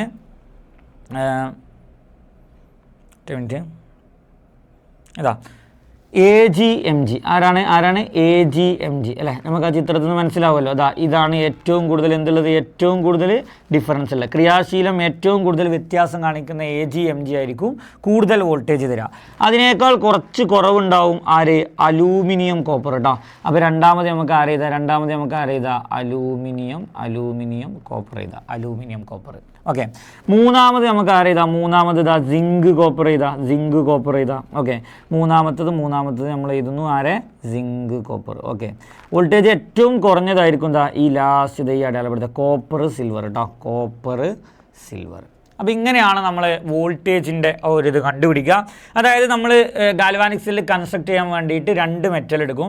ആ 2 മെറ്റലും ക്രിയാശീല ശ്രേണിയിൽ അടുത്തടുത്ത് വരുന്ന എന്ന് പറഞ്ഞാൽ വലിയ വ്യത്യാസമില്ലാത്ത ആളുകളാണെങ്കിൽ സ്വാഭാവികമായിട്ട് അതിൽ നിന്ന് കിട്ടുന്ന വോൾട്ടേജ് എന്തായിരിക്കും? കുറവായിരിക്കും. എന്നാൽ ഗാൽവാനിക് സെല്ല് ഭയങ്കര റിയാക്ടിവിറ്റിയിൽ ഭയങ്കര വ്യത്യാസമുള്ള ആളുകളാണെങ്കിൽ സ്വാഭാവികമായിട്ടും അതിൻ്റെ വോൾട്ടേജ് ഇങ്ങനെ എന്ത് ചെയ്യും? കൂടും. അപ്പോൾ അത് വെച്ചിട്ടാണ് ഈ ഒരു പ്രോബ്ലത്തിൻ്റെ ആൻസർ നമ്മൾ കണ്ടെത്തിയിട്ടുള്ളത്. ഇനി ഓരോ സെല്ലിലെയും ഇലക്ട്രോണിൻ്റെ പ്രവാഹ ദിശ നമുക്കൊന്ന് എഴുതി നോക്കാം. രണ്ടാമത്തെ ചോദ്യത്തിൽ ചോദിക്കുന്നുണ്ട്, ഇലക്ട്രോണുകൾ പ്രവഹിക്കുക എപ്പോഴും നമ്മൾ പറഞ്ഞു ആനോഡിൽ നിന്ന് കാഥോഡിലേക്കാണ്. ആനോഡ് ആരാ? ക്രിയാശീലം കൂടിയത്. കാഥോഡ് ആരാ? ക്രിയാശീലം കുറഞ്ഞത്. അപ്പോൾ ഇവിടെ മഗ്നീഷ്യത്തിനാണ് ക്രിയാശീലം കൂടുതൽ. അപ്പോൾ മഗ്നീഷ്യത്തിൽ നിന്ന് സിൽവറിലേക്ക് ഇലക്ട്രോൺ പോകും. ഇവിടെ അലൂമിനിയത്തിൽ നിന്ന് കോപ്പറിലേക്ക് പോകും. ഇവിടെ സിങ്കിൽ നിന്ന് കോപ്പറിലേക്ക് പോകും. ഇവിടെ കോപ്പറിൽ നിന്ന് സിൽവറിലേക്ക് പോകും. ഓക്കെ, അപ്പോൾ അതാണ് ഇലക്ട്രോണുകളുടെ എന്തെന്ന് പറയുന്നത് പ്രവാഹദിശ. ഇലക്ട്രോണുകളുടെ പ്രവാഹദിശയുടെ നേരെ ഓപ്പോസിറ്റ് ആയിരിക്കും എന്തുണ്ടാവുക, കറണ്ടിൻ്റെ അഥവാ വൈദ്യുതിയുടെ പ്രവാഹദിശ ഉണ്ടാവുക എന്നുള്ളതും കൂടി ഓർത്തു വെക്കണം. ഓക്കെ, അപ്പോൾ അടുത്ത ചോദ്യത്തിലേക്ക് പോവാണ്. ഒരു മാച്ച് ദ ഫോളോയിങ് ആണ്. നോക്കി, ഒന്നാമത് മെർക്കുറി സെല്ലുണ്ട്, ലിത്തിയം അയോൺ ഉണ്ട്, മീഥെയിൻ ഉണ്ട്, ഗാൽവാനിക് സെല്ലുണ്ട്. നമുക്ക് ഏറ്റവും പരിചയമായിട്ട് നമുക്ക് ആദ്യം തന്നെ ഈസി ആയിട്ട് മാച്ച് ചെയ്യാൻ പറ്റുന്ന ഒരാളാണ് ആര്, ഗാൽവാനിക് സെല്ല് അല്ലേ. കാരണം ഗാൽവാനിക് സെല്ല് കാണുമ്പോൾ തന്നെ നമുക്ക് ആ സാൾട്ട് ബ്രിഡ്ജിനെ ഓർമ്മ വരും. ഓക്കെ, അപ്പോൾ ഗാൽവാനിക് സെല്ല് സാൾട്ട് ബ്രിഡ്ജിലേക്ക് കൊടുത്തു അല്ലേ. ഫ്യുവൽ സെല്ലിൽ ഉപയോഗിക്കുന്ന 3 ഇന്ധനങ്ങൾ നമ്മൾ പഠിച്ചിട്ടുണ്ടല്ലോ. ഹൈഡ്രജൻ ഉണ്ട്, പിന്നെ ഏതാ മീഥെയിൻ ഉണ്ട്, മെത്തനോൾ ഉണ്ട്. അപ്പോൾ ഇത് ഫ്യുവൽ സെല്ലുമായിട്ട് കണക്ട് ചെയ്യും. ഇത് ഫ്യുവൽ സെല്ല് കേട്ടോ. ലിത്തിയം അയോൺ ബാറ്ററികൾ അല്ലേ, ലിത്തിയം അയോൺ ബാറ്ററികൾ എന്ന് പറയുന്നത് lithium ion, nickel, cadmium, lead acid ഇവരൊക്കെ എന്ത് സെല്ലാണ്, സെക്കൻഡറി സെല്ല്. എന്ത് സെല്ലാണ്, സെക്കൻഡറി സെല്ല്. അപ്പോൾ പിന്നെ മെർക്കുറി സെല്ല് നമുക്കറിയാം അത് പ്രൈമറി സെല്ലാണ്. എന്താണ് പ്രൈമറി സെല്ല് കേട്ടോ. ഡ്രൈ സെല്ല് അഥവാ ബട്ടൺ സെല്ലൊക്കെ മെർക്കുറി സെല്ല് അഥവാ അതെന്താണ് പ്രൈമറി സെല്ലാണ്. അപ്പോൾ ഈസി ആയിട്ട് മാച്ച് ചെയ്യാൻ പറ്റുന്ന ഒരു ക്വസ്റ്റ്യനാണ്. ഇപ്പോൾ ചാപ്റ്ററിൻ്റെ അവസാന ഭാഗമായ സെല്ല്, പ്രൈമറി, സെക്കൻഡറി, ഫ്യുവൽ 3 സെല്ലുകളും അവിടെ വന്നിട്ടുണ്ട്. അതിലേക്ക് ഒരു ഗാൽവാനിക് സെല്ല് കൂടി അഡീഷണലി ആഡ് ചെയ്തിട്ടുണ്ട് എന്നുള്ളതാണ്. ഓക്കെ, അടുത്ത ചോദ്യം നോക്കാം. ഒരു ആദേശ രാസപ്രവർത്തനത്തിൻ്റെ സമവാക്യം തന്നിട്ടുണ്ട്. നോക്കി സിൽവർ നൈട്രേറ്റിലേക്ക് ലെഡ് ഇട്ടു. അപ്പോൾ സിൽവറിനേക്കാൾ റിയാക്ടിവിറ്റി കൂടിയ ഈ ലെഡ് പോയിട്ട് ആ സിൽവറിനെ ഡിസ്പ്ലേസ് ചെയ്ത് അവിടെ ലെഡ് വന്നു. ഓക്കെ, അപ്പോൾ ഒരു ഡിസ്പ്ലേസ്മെൻറ്റ് റിയാക്ഷൻ ആദേശ രാസപ്രവർത്തനത്തിൻ്റെ സമവാക്യം തന്നിട്ടുണ്ട്. Who is the oxidant and reductant. That means oxidant means oxidising agent കേട്ടോ, oxidising agent. Reductant means reducing agent. Okay, ഇവിടെ കൃത്യമായി തന്നിട്ടുണ്ട് ഓക്സികാരി, നിരോക്സികാരി. ഓക്കെ, അപ്പോൾ ആരായിരിക്കും ഇവിടുത്തെ ഓക്സികാരി? നോക്കി ഇതിൽ റിയാക്ടിവിറ്റി കൂടുതലായിരിക്കാം ലെഡിനാണോ സിൽവറിനാണോ? അപ്പോൾ ലെഡിന് റിയാക്ടിവിറ്റി കൂടിയതുകൊണ്ട് ലെഡിനായിരിക്കും ഓക്സിഡേഷൻ നടക്കുക. അപ്പോൾ ഇതിലുള്ള സിൽവറിനായിരിക്കും എന്ത് നടക്കുക, റിഡക്ഷൻ നടക്കുക. ഓക്കെ, അപ്പോൾ ഓക്സിഡേഷൻ നടക്കുന്ന ആൾ ഓക്സികാരിയാണ്. ആണോ അല്ല, ഓക്സിഡേഷൻ നടക്കുന്ന ആൾ നിരോക്സികാരിയാണ്. അപ്പോൾ നിരോക്സികാരിയായിട്ട് നമുക്ക് ആരെയ്താം, നിരോക്സികാരിയായിട്ട് നമുക്ക് ആരെയ്താം, ലെഡിന് എഴുതാം. ദെൻ അപ്പോൾ നമ്മളെ ഈ AgNO3 ആണ് എന്തായിട്ട് വർക്ക് ചെയ്യുക, ഓക്സികാരിയായിട്ട് വർക്ക് ചെയ്യുക. അപ്പോൾ ഓക്സികാരിയും കിട്ടി. അപ്പോൾ ഓക്സിഡൻറ്റ് കിട്ടി, റിഡക്റ്റൻറ്റ് കിട്ടി. ഓക്കെ, അപ്പോൾ എപ്പോഴും ശ്രദ്ധിക്കുക, ക്രിയാശീലം കൂടിയതിന് ഓക്സിഡേഷൻ, കുറഞ്ഞതിന് റിഡക്ഷൻ. ഓക്കെ, അപ്പോൾ ഇവിടെ ഓക്സിഡേഷൻ നടക്കുക ലെഡിന്, റിഡക്ഷൻ നടക്കുക ഇതിൽ Ag+1 അയോണുകൾക്കാണ് റിഡക്ഷൻ നടക്കുക. പക്ഷേ നമ്മൾ പഠിച്ചിട്ടുണ്ട് ഓക്സിഡേഷൻ നടക്കുന്ന ആൾ റെഡ്യൂസിങ് ഏജൻറ്റ് നിരോക്സികാരി ആയിരിക്കും. അപ്പോൾ PB അഥവാ ലെഡ് എന്താണ്, നിരോക്സികാരിയാണ്. പിന്നെ Ag+ നമ്മൾ റെഡ്യൂസിങ് ഏജൻറ്റ് എഴുതുമ്പോൾ എപ്പോഴും ഇവിടെ റിഡക്ഷൻ നടക്കുന്ന ആൾ അതെന്താണ്, അത് ഓക്സികാരിയാണ്. അപ്പോൾ അങ്ങനെ ഓക്സികാരി എഴുതുമ്പോൾ മൊത്തത്തിൽ ആ സൊല്യൂഷൻ എഴുതുന്നതായിരിക്കും പ്രോപ്പർ AgNO3 എന്ന് എഴുതാം. Okay, ready. അപ്പോൾ ഇതാണ് ഓക്സിഡൈസിങ് ഏജൻറ്റ് അഥവാ ഓക്സികാരി, നിരോക്സികാരി. അപ്പോൾ പഠിച്ചു വെക്കേണ്ട ഇത്രയേ ഉള്ളൂ. റിയാക്ടിവിറ്റി കൂടിയതിന് ഓക്സിഡേഷൻ, റിയാക്ടിവിറ്റി കുറഞ്ഞതിന് റിഡക്ഷൻ നമുക്കറിയാം. ഓക്സീകരണം നടക്കുന്ന ആൾ നിരോക്സികാരിയാണ്, നിരോക്സീകരണം നടക്കുന്ന ആൾ എന്തുമാണ്, ഓക്സികാരിയാണ്. ഇത്രയാണ് അതിൽ മനസ്സിലാക്കി വെക്കേണ്ടത്. റെഡിയാണല്ലോ? ഓക്കെ, എന്നാൽ അടുത്ത ക്വസ്റ്റ്യനിലേക്ക് പോകാം. ഇലക്ട്രോളിസിസ് എന്ന് പറയുന്ന പ്രോസസ്സിനെ കുറിച്ച് ഇങ്ങനെ പറഞ്ഞിട്ട് അങ്ങനെ ക്വസ്റ്റ്യൻസ് നിങ്ങൾ വായിച്ചു നോക്കണ്ട. ഫസ്റ്റ് ക്വസ്റ്റ്യൻ നോക്കാം. സോഡിയം ക്ലോറൈഡ് ലായനിയുടെ വൈദ്യുത വിശ്ലേഷണത്തിൻ്റെ ആനോഡിലും കാഥോഡിലും ലഭിക്കുന്ന ഉൽപ്പന്നം. അപ്പോൾ ഒരുപാട് തവണ നമ്മളിത് പറഞ്ഞതാണ്. ആനോഡിൽ ഇനി വീണ്ടും റിപ്പീറ്റ് ചെയ്യുന്നില്ല. ആനോഡിൽ ഇനി ലായനി ആയാലും ഉരുകിയതായാലും ആനോഡിൽ എന്താ ഉണ്ടാകുക, Cl2 ഉണ്ടാവുക. എന്നാൽ ലായനിയാകുമ്പോൾ കാഥോഡിൽ ഉണ്ടാകുന്നത് ഹൈഡ്രജനാണ്. ഉരുകിയതാണെങ്കിൽ കാഥോഡിൽ നേരത്തെ ഒരു ക്വസ്റ്റ്യനിൽ ചെയ്തതാണ് Na, സോഡിയം ഉണ്ടാവും, സോഡിയം. ഇവിടെ കാഥോഡിൽ ഹൈഡ്രജൻ ഉണ്ടാവും. ഓക്കെ, ഇനി അടുത്തൊരു ചോദ്യം നോക്കി. ഫിനോഫ്താലിൻ ചേർക്കുമ്പോൾ കാഥോഡിന് ചുറ്റുമുള്ള ലായനിയുടെ നിറം ഒരു പിങ്കായി മാറുന്നു. എന്തുകൊണ്ട്? അപ്പോൾ ഇവിടെ ഈ ലായനിയിൽ ശ്രദ്ധിക്കണുണ്ട്. ലായനിയിലുള്ള ഇപ്പോൾ Na+ ലായനിയിലുണ്ട്, Cl- ഉണ്ട്, OH- ഉണ്ട്, H+ ഉണ്ട്, പിന്നെ H2O ഉണ്ട്. ഇതാണ് ആനോഡ് പോയിട്ട് എന്താവണത്, Cl2 ആവണത്. ഇതാണ് കാഥോഡ് പോയിട്ട് എന്താവണത്, H2 ആവണത്. അപ്പം നമ്മളെ സൊല്യൂഷനിൽ ബാക്കിയുള്ള ഈ Na+ഉം ഈ OH- തമ്മിൽ എന്ത് ചെയ്യും, കമ്പൈൻ ചെയ്യും. അങ്ങനെ Na+ഉം OH- കമ്പൈൻ ചെയ്ത് അവിടെ എന്തുണ്ടാവും, ഒരു NaOH ഉണ്ടാവും. NaOH എന്ന് പറയുന്നത് എന്താണ്, ബേസിക സ്വഭാവമുള്ള ഒരാളാണ് ലായനിയിൽ ഉണ്ടായത്, ബേസിക് നേച്ചറുള്ള ആൾ. അതിലേക്കാണ് നമ്മൾ എന്ത് ചേർക്കുന്നത്, ഫിനോഫ്താലിൻ ചേർക്കുന്നത്. അപ്പോൾ നമ്മൾ പഠിച്ചിട്ടുണ്ടല്ലോ, ബേസിക് നേച്ചറുള്ള ഒരാൾ ഉണ്ടായിട്ടുണ്ട് ലായനിയിൽ, അതിലേക്ക് ഫിനോഫ്താലിൻ ചേർത്താൽ എന്ത് കളറാവും, പിങ്കായി മാറും. അപ്പോൾ എഴുതേണ്ടത് ആ സൊല്യൂഷനിൽ ആ ലായനിയിൽ എന്ത് ഫോം ചെയ്തിട്ടുണ്ട്, ചെയ്തിട്ടുണ്ട്, NaOH സോഡിയം ഹൈഡ്രോക്സൈഡ് ഫോം ചെയ്തിട്ടുണ്ട്. ലാസ്റ്റ് ചാപ്റ്ററിൽ നമ്മൾ പഠിക്കേണ്ട NaOHൻ്റെ ക്ലോർ ആൽക്കലി പ്രക്രിയയൊക്കെ പഠിക്കുന്നുണ്ട്. സോ ആ NaOH ഉണ്ടാകുമ്പോൾ ആ NaOH അത് ബേസിക സ്വഭാവമായതുകൊണ്ട് അതിലേക്ക് ഫിനോഫ്താലിൻ ചേർക്കുമ്പോൾ അതെന്ത് കളറായി മാറും? പിങ്ക് കളറായിട്ട് മാറുന്നത് കാണാൻ പറ്റും. ഓക്കെ, ഇനി കുറച്ച് മെറ്റൽ തന്നിട്ടുണ്ട് നോക്കി. ലെഡ് ഉണ്ട്, കോപ്പർ ഉണ്ട്, സോഡിയം ഉണ്ട്, സിങ്ക് ഉണ്ട്, മെഗ്നീഷ്യം ഉണ്ട്, സിൽവർ ഉണ്ട്. ഇതിൽ ആസിഡ് ഹൈഡ്രോക്ലോറിക് ആസിഡിലേക്ക് ഞാൻ ഈ എല്ലാ മെറ്റലിനും ഇങ്ങനെ ഹൈഡ്രോക്ലോറിക് ആസിഡിലേക്കാണ് ഇട്ടാൽ hydrogen which of this metal can displace hydrogen? Acid മെറ്റലുമായിട്ട് റിയാക്ട് ചെയ്യുകയാണെങ്കിൽ അവിടെ ഉണ്ടാകുന്ന ഗ്യാസാണ് ഹൈഡ്രജൻ. അത് എല്ലാ മെറ്റലിനും അങ്ങനെ ഹൈഡ്രജനെ ഡിസ്പ്ലേസ് ചെയ്യാൻ കഴിയില്ല. അങ്ങനെ കഴിയാത്ത മെറ്റൽ ഏതാണ്, കഴിയുന്ന മെറ്റൽ ഏതാണെന്ന് കൃത്യമായിട്ട് പഠിച്ചു വെക്കണം. നമ്മൾ റിയാക്ടിവിറ്റി സീരീസിൽ potassium, sodium, calcium, magnesium, aluminium, zinc, iron, nickel, tin, lead കഴിഞ്ഞിട്ട് ഒരാൾ വരുന്നുണ്ട്, അതാരാ? ഹൈഡ്രജൻ. ഹൈഡ്രജൻ്റെ താഴെയാണ് കോപ്പർ, മെർക്കുറി, സിൽവർ, ഗോൾഡ്. നോക്കിക്കോളി, ഈ ഹൈഡ്രജൻ്റെ മേലെ വരുന്ന ഈ റിയാക്ടിവിറ്റി സീരീസിൽ ഹൈഡ്രജൻ്റെ മേലെ വരുന്നതാ ഈ മെറ്റലൊക്കെ ആസിഡിൽ നിന്ന് എന്തിനെ ഡിസ്പ്ലേസ് ചെയ്യും? ഹൈഡ്രജനെ ഡിസ്പ്ലേസ് ചെയ്യും. എന്നാൽ കോപ്പർ, സിൽവർ, മെർക്കുറി, ഗോൾഡ് എന്ന് പറയുന്ന ഈ ആളുകൾ ആസിഡിൽ നിന്ന് ഹൈഡ്രജൻ എന്ത് ചെയ്യില്ല? ഡിസ്പ്ലേസ് ചെയ്യൂല. അപ്പോൾ നോക്കി, ഇതിലാരൊക്കെ? ലെഡ് ഇതിലാണ് വരുന്നത്, ഹൈഡ്രജൻ്റെ മേലെയാണ്. അപ്പോൾ ലെഡ് ഡിസ്പ്ലേസ് ചെയ്യും. ഓക്കെ, കോപ്പർ ഇവിടെ ഹൈഡ്രജൻ്റെ താഴെയാണ്, കോപ്പർ ഡിസ്പ്ലേസ് ചെയ്യൂല. സോഡിയം മേലെയാണ്, അപ്പോൾ സോഡിയം ഹൈഡ്രജനെ ഡിസ്പ്ലേസ് ചെയ്യും. സിങ്ക് മേലെയാണ്, സിങ്കും ഡിസ്പ്ലേസ് ചെയ്യും. മെഗ്നീഷ്യം മേലെയാണ്, മെഗ്നീഷ്യം ഡിസ്പ്ലേസ് ചെയ്യും. അപ്പോൾ ഏതെല്ലാം ലോഹങ്ങൾക്ക് ഹൈഡ്രോക്ലോറിക് ആസിഡിൽ നിന്ന് ഹൈഡ്രജനെ ആദേശം ചെയ്യാൻ കഴിയുമെന്ന് ചോദിച്ചാൽ അതിൽ കോപ്പറിനും പറ്റില്ല, സിൽവറിനും പറ്റില്ല, ബാക്കി എല്ലാവർക്കും പറ്റും. കോപ്പർ പറ്റില്ല, മെർക്കുറി പറ്റില്ല, സിൽവർ പറ്റില്ല, ഗോൾഡ് പറ്റില്ല. കേട്ടോ, ആസിഡിൽ നിന്ന് ഹൈഡ്രജനെ ആദേശം ചെയ്യാൻ കഴിയുന്ന ആളുകളാണ് ഈ പറഞ്ഞ ആളുകൾ. റിയാക്ടിവിറ്റി സീരീസിൽ potassium, sodium, calcium, magnesium, aluminium, zinc, iron, nickel, tin, lead വരെയുള്ള എല്ലാവരും ആസിഡിൽ നിന്ന് ഹൈഡ്രജനെ ആദേശം ചെയ്യും. എന്നാൽ കോപ്പർ, മെർക്കുറി, സിൽവർ, ഗോൾഡ് എന്ന് പറഞ്ഞ ഹൈഡ്രജൻ്റെ താഴെ വരുന്ന 4 ലോഹങ്ങൾക്ക് ആസിഡിൽ നിന്ന് ഹൈഡ്രജനെ ഡിസ്പ്ലേസ് ചെയ്യാൻ എന്തെയില്ല, കഴിയൂല. ഓക്കെ, അപ്പോൾ ഉത്തരം സാധൂകരിക്കുക എന്നുള്ളതാണ് അടുത്ത ചോദ്യം. അതാണ് ഇപ്പോൾ ഇത്രയും പറഞ്ഞിട്ടുള്ളത്. അതായത് ഈ പറഞ്ഞ ഇപ്പോൾ നമ്മൾ സെലക്ട് ചെയ്ത 4 ആളുകളും ക്രിയാശീല ശ്രേണിയിൽ റിയാക്ടിവിറ്റി സീരീസിൽ ഹൈഡ്രജൻ്റെ മുകളിലാണ്. കോപ്പർ, സിൽവർ എന്നിവർ ഹൈഡ്രജൻ്റെ എവിടെയാണ്? താഴെയാണ്. അതുകൊണ്ടാണ് ആദേശം ചെയ്യാൻ കഴിയാത്തത്. ഹൈഡ്രജനേക്കാൾ റിയാക്ടിവിറ്റി കുറഞ്ഞ ആളുകളായതുകൊണ്ട് എന്നുള്ള ഒരു റീസണാണ് അവിടെ എന്ത് ചെയ്യേണ്ടത്? എഴുതേണ്ടത്. 12ാമത്തെ ചോദ്യം നോക്കുക.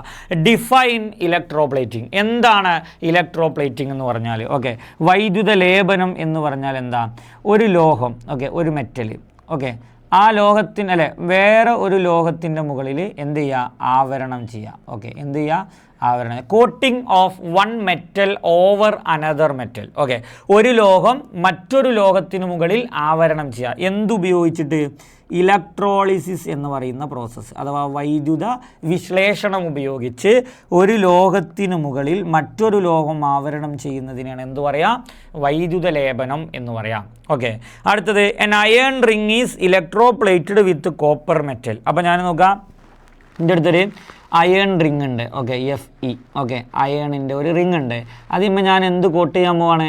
കോപ്പർ ഇങ്ങനെ അതിലേക്ക് കോട്ട് ചെയ്യണം. Okay, question 1, which metal is taken as anode? Anode എന്ന് പറഞ്ഞാൽ പോസിറ്റീവ് ചാർജ് ഏതിന് കൊടുക്കണം?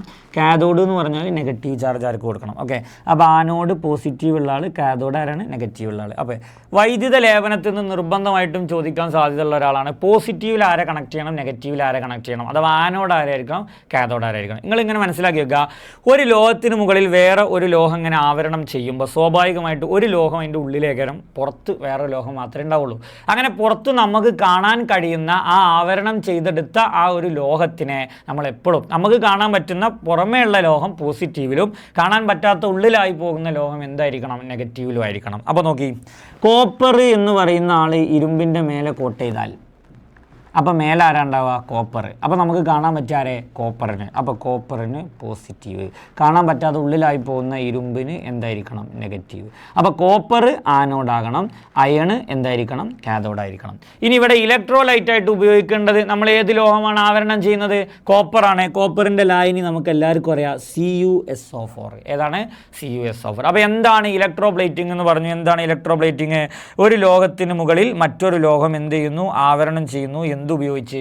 വൈദ്യുത വിശ്ലേഷണം ഉപയോഗിച്ചിട്ട്. അപ്പോൾ coating of one metal over another metal by using electrolysis. Okay, അങ്ങനെ ആവുമ്പോൾ നമ്മൾ മുകളിൽ വരുന്ന ലോഹത്തിനെ പോസിറ്റീവായിട്ട് അഥവാ ആനോഡായിട്ട് കണക്ട് ചെയ്യണം. ദെൻ ഉള്ളിലായി പോകുന്ന ആളെ നെഗറ്റീവായിട്ട് കാഥോഡായിട്ട് കണക്ട് ചെയ്യണം. ദെൻ ഇലക്ട്രോലൈറ്റായിട്ട് കോപ്പർ ആകുമ്പോൾ കോപ്പർ സൾഫേറ്റ് എടുക്കണം, സിൽവർ ആകുമ്പോൾ സിൽവർ നൈട്രേറ്റ് എടുക്കണം, ഗോൾഡ് ആകുമ്പോൾ sodium cyanide plus gold cyanide എന്ന് പറയുന്ന ഒരു സൊല്യൂഷനാണ് എന്ത് ചെയ്യേണ്ടത്, എടുക്കേണ്ടത്. ഓക്കെ, അടുത്ത ചോദ്യം നോക്കാം. Write any 3 uses of electroplating. ഇലക്ട്രോപ്ലേറ്റിങ്ങിൻ്റെ 3 യൂസസ് കൃത്യമായിട്ട് ടെക്സ്റ്റ് ബുക്കിൽ പറയുന്നുണ്ട്, നമ്മൾ നോക്കണം. Gold plated jewelleries, gold plated jewelleries, സ്വർണം പൂശിയ ആഭരണങ്ങൾ. പിന്നെ രണ്ടാമത് പറയുന്നുണ്ട് സിൽവർ പ്ലേറ്റഡ് യൂട്ടൻസിൽ എന്ന് പറഞ്ഞാൽ സിൽവർ ആവരണം ചെയ്ത പാത്രങ്ങൾ. Chromium plated iron object, okay, എന്ന് പറഞ്ഞാൽ ഇരുമ്പ് വസ്തുക്കളിൽ ക്രോമിയം ആവരണം ചെയ്തത്. ഓക്കെ, ഇതൊക്കെ പറയുന്നത് എന്താണ്, ഒരു ലോഹത്തിന് മുകളിൽ മറ്റൊരു ലോഹം എന്ത് ചെയ്യാണ്, ആവരണം ചെയ്തെടുക്കുക എന്നുള്ളത്. അപ്പോൾ ഒരു ലോഹത്തിന് മുകളിൽ മറ്റൊരു ലോഹം ആവരണം ചെയ്യുന്നതിനെയാണ് നമ്മൾ എന്ത് പറയുക, ഇലക്ട്രോ പ്ലേറ്റിംഗ് അല്ലെങ്കിൽ വൈദ്യുത ലേപനം എന്ന് പറയുക. അപ്പോൾ നമ്മൾ സാധാരണ സ്വർണം പൂശിയ ആഭരണങ്ങൾ, അപ്പോൾ അതിൻ്റെ ഉള്ളിൽ വേറെ ഏതൊരു വില കുറഞ്ഞ ലോഹം ഉണ്ടാവും, അതിൻ്റെ മുകളിൽ നമ്മൾ സ്വർണ്ണം ആവരണം ചെയ്യും. അപ്പോൾ അത് ഇതിൻ്റെ ഒരു ഉപയോഗമാണ്. പിന്നെ നമ്മൾ ഇരുമ്പ് വസ്തുക്കളൊക്കെ പെട്ടെന്ന് തുരുമ്പിടിക്കാൻ വേണ്ടി ക്രോമിയം ഒക്കെ ആവരണം ചെയ്യാറുണ്ട്. പിന്നെ പാത്രങ്ങളിൽ നമ്മൾ സിൽവർ ആവരണം ചെയ്യുന്നുണ്ട്. ഇതൊക്കെ ഇലക്ട്രോ പ്ലേറ്റിങ്ങിൻ്റെ ഉപയോഗങ്ങളായിട്ട് പഠിച്ചു വെക്കണം. റെഡി? ഓക്കെ, അടുത്ത ചോദ്യം നോക്കാം. Battery used in clock are dead after their usage while the battery in vehicle are not dead after their usage. Okay, ഘടികാരങ്ങളിൽ ഉപയോഗിക്കുന്ന ബാറ്ററികൾ കുറച്ചു കാലങ്ങൾക്ക് ശേഷം പ്രവർത്തനരഹിതമാകുന്നു. എന്നാൽ വാഹനങ്ങളിൽ ഉപയോഗിക്കുന്ന ബാറ്ററികൾക്ക് ഇങ്ങനെ സംഭവിക്കുന്നില്ല. നിങ്ങൾ ഈ വാദത്തോട് യോജിക്കുന്നുണ്ടോ? ഉണ്ട്, ഇല്ല എങ്കിൽ നിങ്ങളുടെ ഉത്തരം സാധൂകരിക്കണം. അപ്പോൾ നമുക്ക് എല്ലാവർക്കും ക്ലോക്കിൽ ഉപയോഗിക്കുന്ന ഘടികാരങ്ങളിൽ ഉപയോഗിക്കുന്ന ബാറ്ററി നമ്മൾ കുറച്ച് കഴിയുമ്പോൾ നിൽക്കും. പിന്നെ നമ്മൾ നേരെ ആ ബാറ്ററി എന്ത് ചെയ്യും, ഒഴിവാക്കും, പുതിയ ബാറ്ററി വെക്കുകയാണ് ചെയ്യുക. എന്നാൽ വാഹനങ്ങളിൽ ഉപയോഗിക്കുന്ന ബാറ്ററി, അപ്പോൾ ജസ്റ്റ് നമ്മളൊന്ന് പഠിച്ചു വെക്കണ്ട. ഘടികാരങ്ങളിൽ ഉപയോഗിക്കുന്ന ബാറ്ററിയെ നമ്മൾ ഡ്രൈ സെല്ലുകൾ എന്നാണ് പറയുക. എന്താ ഉപയോഗിക്കുക? ഡ്രൈ സെല്ലുകൾ. ഓക്കെ, വാഹനങ്ങളിൽ ഉപയോഗിക്കുന്ന ബാറ്ററിയെ നമ്മൾ പറയുന്നത് ലെഡ് ആസിഡ് സെല്ല് എന്നാണ് പറയുക. ലെഡ് ആസിഡ് സെല്ല് കേട്ടോ, ലെഡ് ആസിഡ് സെല്ല്. എന്താണ് ഇത് രണ്ടും തമ്മിലുള്ള പ്രധാന മാറ്റം നോക്കി. രണ്ടും തമ്മിലുള്ള പ്രധാന മാറ്റം ഇതെന്താണ്, ഇത് പ്രൈമറി സെല്ലാണ്. ഘടികാരങ്ങളിൽ ഉപയോഗിക്കുന്ന ഡ്രൈ സെല്ല് എന്താണ്, പ്രൈമറി സെല്ലാണ്. എന്നാൽ വാഹനങ്ങളിൽ ഉപയോഗിക്കുന്ന ഇതെന്താണ്, സെക്കൻഡറി സെല്ലാണ്. ഓക്കെ, അപ്പോൾ ഈ സ്റ്റേറ്റ്മെൻറ്റ് കറക്റ്റാണ്. നമ്മൾ എന്താണ് അതിൻ്റെ കാരണം എഴുതേണ്ടത്? ഘടികാരങ്ങളിൽ ഉപയോഗിക്കുന്നത് ഡ്രൈ സെല്ലാണ്, അത് പ്രൈമറി സെല്ലാണ്. പ്രൈമറി സെല്ലുകളെ നമുക്ക് ചാർജ് ചെയ്ത് വീണ്ടും എന്ത് ചെയ്യാൻ പറ്റില്ല, ഉപയോഗിക്കാൻ പറ്റില്ല. അപ്പോൾ ഇത് ചാർജ് ചെയ്യാൻ പറ്റില്ല. എന്നാൽ സെക്കൻഡറി സെല്ല് നമുക്കറിയാം, വാഹനങ്ങളിലെ ലെഡ് ആസിഡ് സെല്ലൊക്കെ തീർന്നാൽ അത് നമുക്ക് എന്ത് ചെയ്യാൻ പറ്റും, ഈസി ആയിട്ട് കൊണ്ടുപോയി ചാർജ് ഫില്ല് ചെയ്യാൻ പറ്റും. നമ്മളെ മൊബൈൽ ഫോണിലൊക്കെ ഉപയോഗിക്കുന്ന ലിഥിയം അയോൺ ബാറ്ററികൾ ഒക്കെ അത് ചാർജ് ചെയ്ത് ഉപയോഗിക്കുന്ന സെക്കൻഡറി സെല്ലുകൾക്ക് എക്സാമ്പിളുകളാണ്. അപ്പോൾ പ്രൈമറി സെല്ലുകളും സെക്കൻഡറി സെല്ലുകളും എന്ന് പറഞ്ഞാൽ ചാർജ് ചെയ്ത് ഉപയോഗിക്കാൻ പറ്റുന്നതിനെ സെക്കൻഡറി എന്നും പറ്റാത്തതിനെ പ്രൈമറി എന്നാണ് പറയുക. ഡ്രൈ സെല്ലുകളും ബട്ടൺ സെല്ലുകളും പ്രൈമറി സെല്ലിൻ്റെ എക്സാമ്പിളാണ്.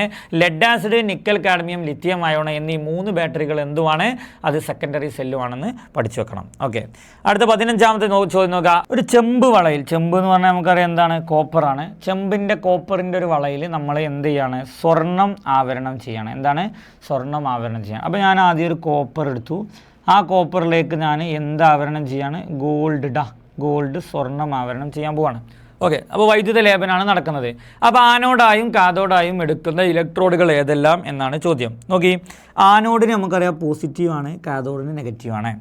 അപ്പോൾ കോപ്പറിൻ്റെ മുകളിൽ സ്വർണം ആവരണം ചെയ്താൽ മുകളിൽ സ്വർണ്ണമാണ് ഉണ്ടാവുക. അതുകൊണ്ട് ആനോഡ് ആരായിരിക്കണം, ഗോൾഡ് ആയിരിക്കണം. പോസിറ്റീവ് മുകളിലുള്ള ആക്കാവണം. ഓക്കെ, ഉള്ളിലാകുന്ന ആൾ കാഥോഡ്. അപ്പോൾ കാഥോഡ് ആരാണ്, കോപ്പറും ആയിരിക്കണം. കൃത്യമായി പഠിച്ചു വെക്കുക.